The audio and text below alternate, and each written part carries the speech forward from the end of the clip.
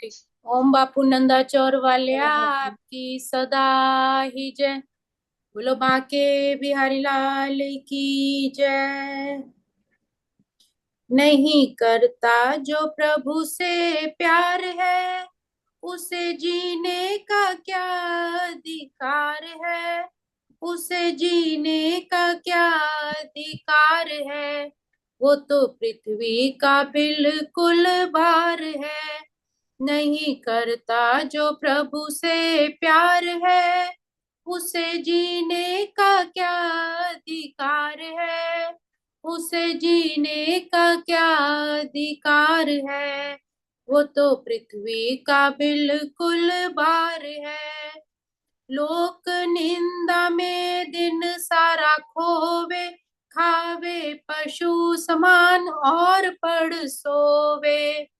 नहीं अच्छे बुरे का विचार है, उसे जीने का क्या अधिकार है।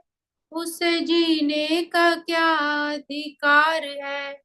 वो तो पृथ्वी का बिल्कुल भार है। कभी नेकी कमाना ना जाने, बस अपना ही स्वार्थ वो ठाने। सदा मैं ही करता पुकार है, उसे जीने का क्या अधिकार है। उसे जीने का क्या अधिकार है। वो तो पृथ्वी का बिल्कुल भार है। बात अपनी बिगड़ने ना पाए, फिर औरों में दोष बताए। करे बड़ी बड़ी बातें तो होशियार है, उसे जीने का क्या अधिकार है। उसे जीने का क्या अधिकार है। वो तो पृथ्वी का बिल्कुल भार है। बोलो सतगुरु महाराज की जय। मेरे बाके बिहारी लाल की जय। प्रभु की प्यारी सात संगत जी, आइए गीता पाठ श्रवण करते हैं। वसुदेव सुतं देवं कंस चाणूरमर्दनम् देवकी परमानन्दं कृष्णं वन्दे जगद्गुरुं। कृष्णं वन्दे जगद्गुरुम्। ओम श्री परमात्मने नमः। श्रीमद् भगवत गीता अष्टमोऽध्यायः। बापू की प्यारी सात संगत जी, हम 8वें अध्याय का श्रवण कर रहे हैं। अक्षर अक्षर ब्रह्म योग अर्थात भगवत प्राप्ति का मार्ग यहाँ प्रभु उपदेश दे रहे हैं।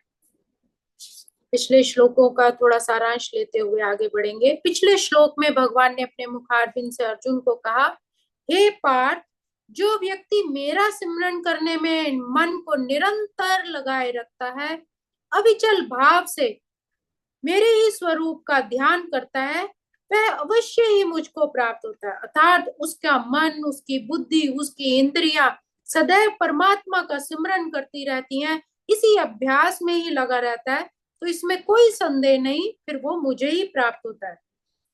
जबकि सारे जीव उसी परमात्मा का अंश है, किंतु माया लोभ मोह में उनकी आत्मा दूषित हो जाती है।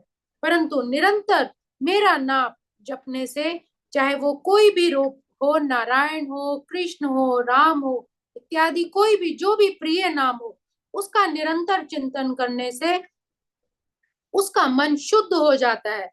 और इस तरह निरंतर जाप करने से वो भगवत धाम में अंत समय में फिर वो मुझे ही प्राप्त होता है। इस प्रकार हरे कृष्ण के जाप द्वारा मनुष्य अपने मन को परमेश्वर में स्थिर करता है। उसी संदर्भ में अब आगे अगला श्लोक क्रमांक 9 भगवान अपने मुखारविंद से क्या कह रहे हैं। कविम पुराण मनुषासितार मनोरणीयां समुनस्मरेद्यः सर्वस्य धातारमचिन्त्य रूपं मादित्यवर्णं तमसः परस्तात्। तो 9वें श्लोक में भगवान अपने मुखारविंद से कहते हैं कि मनुष्य को चाहिए कि परम पुरुष का ध्यान सर्वज्ञ, पुरातन, नियंता, लघुतम से भी लघुतम, प्रत्येक का पालन करता, समस्त भौतिक बुद्धि से परे, अचिंत्य तथा नित्य पुरुष के रूप में करे। अर्थात वो परमात्मा ही है, परम पुरुष है, उसी का ध्यान करना चाहिए। वही सर्वज्ञ है, पुरातन सबसे प्राचीनतम वही है, नियंता नियंतर जो रहने वाला है, लघुतम से भी लघुतर अर्थात सूक्ष्म से भी सूक्ष्म, इस संसार में सभी अविनाशी विनाशी चीजों का पालन करने वाला, हमारी भौतिक बुद्धि से परे, हमारी समझ से बुद्धि से भी परे है, अचिंत्यत है, हम उसके बारे में सोच भी नहीं सकते, वो ऐसा परम पुरुष है। तथा नित्य पुरुष रूप में हमें उसी सर्वशक्तिमान की आराधना करनी चाहिए, उसका ही ध्यान करना चाहिए। वो सूर्य की भांति तेजवान है, ऊर्जा से परिपूर्ण है और इस भौतिक प्रकृति से परे है, दिव्य स्वरूप है। ऐसे परम पिता की हमें साधना आराधना करनी चाहिए। यहाँ पर भगवान को कवि कहा गया, अर्थात कविवम का मतलब है कि जो भूत वर्तमान भविष्य सब कुछ जानता हो, अतः वे सब कुछ जानते हैं। वे प्राचीनतम पुरुष है, अर्थात आदि अनंत सभी वस्तुओं की स्थापना उद्गम उन्हीं से हुआ है और उसी में ही समाप्त होना है, क्योंकि वे समस्त वस्तुओं के उद्गम है। प्रत्येक वस्तु उन्हीं से ही उत्पन्न हुई है और उसी में ही विलीन हो जाती है। वे ब्रह्मांड के परम नियंता भी है। इस संपूर्ण सृष्टि ब्रह्मांड को चलाने वाले केवल वही परम पिता पुरुष परमात्मा ही है। वे मनुष्यों के पालक तथा शिक्षक भी हैं। सभी मनुष्य जीव जंतु चर चराचर सभी की पालन पोषण करने वाले पालन करता वो परमात्मा ही है और हमें शुद्ध अशुद्ध का ज्ञान कराने वाले भी वो परमात्मा ही है। किंतु माया में ग्रसित लोग पहचान ही नहीं पाते। मनुष्य इतना माया में पड़ा हुआ है कि वो पहचान ही नहीं पाता है। कहने का भाव है, हम देखते तो नेत्र से हैं, पर नेत्रों पर अधिकार मन का होता है और मन पर बुद्धि का होता है। उस बुद्धि पर हमारे अहम का अधिकार होता है और हमारे अहम पर उस परमात्मा को ही अनुशासित करना होता है। अर्थात हम नेत्रों से हमें क्या देखना है क्या नहीं, ये हमारे मन पर निर्भर है। हमारा जो मन करेगा हम वो देखते हैं, हमारा मन नहीं करेगा तो हम उस तरफ नहीं जाते। और मन के ऊपर बुद्धि का अधिकार है, अर्थात हमारी बुद्धि जैसा सोचती है जैसा करती है मन उसी तरफ दौड़ता है और उस बुद्धि के ऊपर अहम आ जाता है। अर्थात अहम का अधिकार है कि मैंने ये काम किया, मेरे द्वारा ये काम हुआ, मेरा शरीर है। और इस अहम पर भी उस परमात्मा का, इस अहम को कौन कंट्रोल में कर सकता है? केवल परमात्मा। उसके ही अनुशासन में हमारा अहम, हमारा घमंड जो है कंट्रोल हो सकता है। इसलिए परमात्मा को कहा है वे अणु से भी सूक्ष्म है, बहुत ही छोटे से छोटे कण से भी छोटे हैं जीवात्मा। जैसे अध्याय 2 में भी हमने स्मरण किया था कि जीवात्मा बाल के अग्रभाग के 10,000वें अंश के बराबर है, किंतु भगवान अचिंत्यत रूप से अर्थात हमारी सोच से भी परे है, वो लघु से भी लघु है, इस छोटे से अणु के समान है जो हमारे हृदय में भी प्रवेश कर सकते हैं। इसलिए वे लघुतम से भी लघुतर है, अर्थात छोटे से भी छोटे कण के समान है और विशाल से भी विशाल है। परमेश्वर के रूप में परमाणु में लघुतम से भी हृदय में प्रवेश कर सकते हैं और परमात्मा रूप में उसका नियंत्रण कर सकते हैं।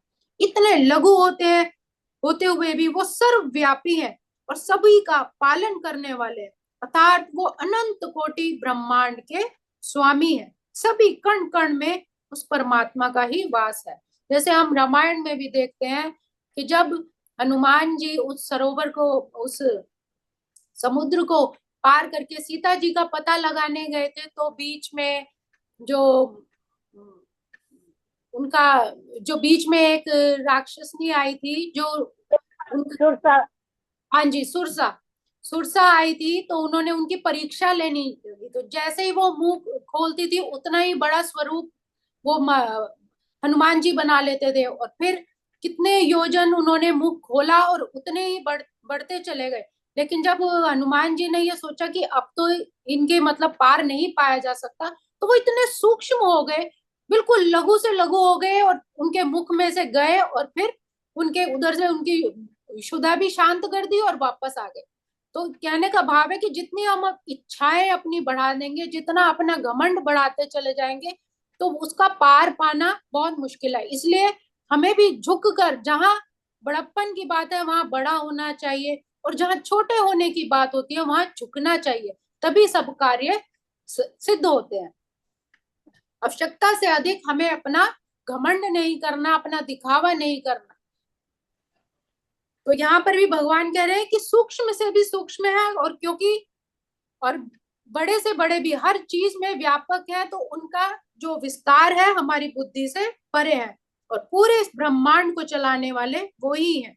उनके द्वारा इन लोकों को धारण होता है। अतः हम आश्चर्य करते हैं कि ये विशाल लोक किस प्रकार वायु में तैर रहा है। हमारी जो सृष्टि है, अगर हम देखें, पूरे सूर्य मंडल में एक गोला घूम रही है, जो हमें ऐसे ही नहीं पता चलती, लेकिन अगर हम मैप में या कहीं देखें तो पूरा ब्रह्मांड, पूरी पृथ्वी घूम रही है, लेकिन वो बिल्कुल वैक्यूम है, कुछ भी नहीं है उसके आसपास। लेकिन वो अपनी दूरी पर कैसे घूम रही है, कैसे ये पूरा ब्रह्मांड सृष्टि चल रही है, तो इसको चलाने वाली जो सर्वशक्तिमान है वो परमात्मा ही है। और यहाँ पर बताया गया है कि परमेश्वर अपनी अचिंत्य शक्ति द्वारा इन समस्त विशाल लोकों और आकाश गंगाओं को धारण किए हुए हैं।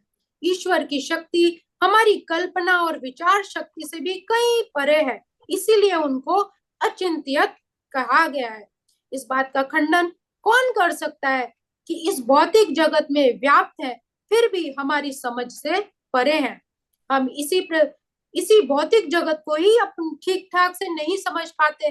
कितनी तरह के जीव जंतु, कितनी तरह की वनस्पतियां, कितनी ही तरह की वस्तुएं हैं जो हमें अभी तक ज्ञात ही नहीं है, किंतु परमात्मा सब सर्वज्ञ ज्ञानी है, और जो अध्यात्म जगत की तुलना में नगण्य है, तो उसे हम फिर कैसे जान सकते हैं। अगर हम इस संसार को ही नहीं जान पाए, तो अध्यात्म में गूढ़ गहर जो हमारे गुरुजन रहस्य बताते हैं, उसको कैसे जान पाएंगे। इसलिए हमें निरंतर उस परमात्मा के स्वरूप का निरंतर भजन सिमरन करना है, उसका नाम सिमरन करना है, ताकि हम भी उस अध्यात्म की अपने जगत को पा सके, उसकी यात्रा को आगे बढ़ा सके।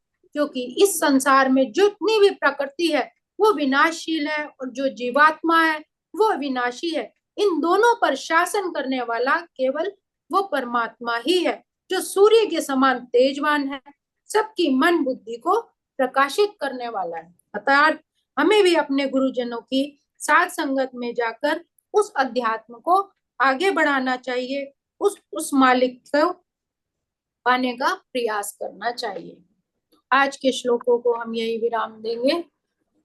ओम श्री कृष्णार्पणमस्तु।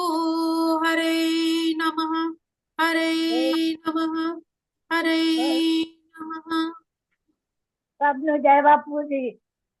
जय बापू। जय बापू। जय बापू। कभी नेकी ना करके दिखाई, हाय वृथा ही आयु गवाई।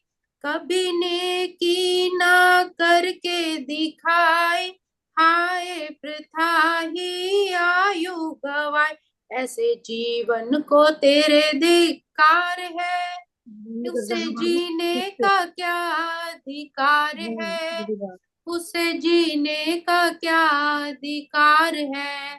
वो तो पृथ्वी का बिल्कुल भार है, नहीं करता जो प्रभु से प्यार है, उसे जीने का क्या अधिकार है, उसे जीने का क्या अधिकार है।